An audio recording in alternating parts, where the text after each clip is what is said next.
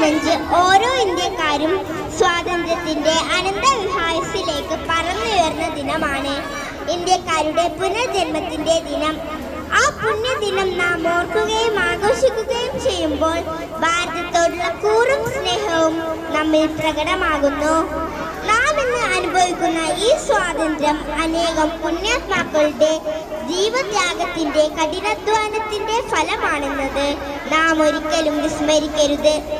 രാഷ്ട്രപിതാവ് മഹാത്മാഗാന്ധിയുടെയും നേതാജി സുഭാഷ് ചന്ദ്രബോസിന്റെയും ജവഹർലാൽ നെഹ്റുവിന്റെയും മുൻപിൽ നമുക്ക് പ്രണാമമർപ്പിക്കാം.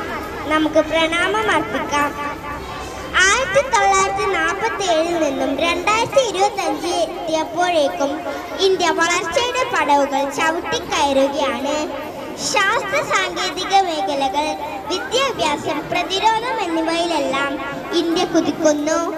ചന്ദ്രയാനും മംഗൾയാനും ആദിത്യ വണ്ണുമെല്ലാം ഇവയുടെ നേർക്കാഴ്ചകളാണ്.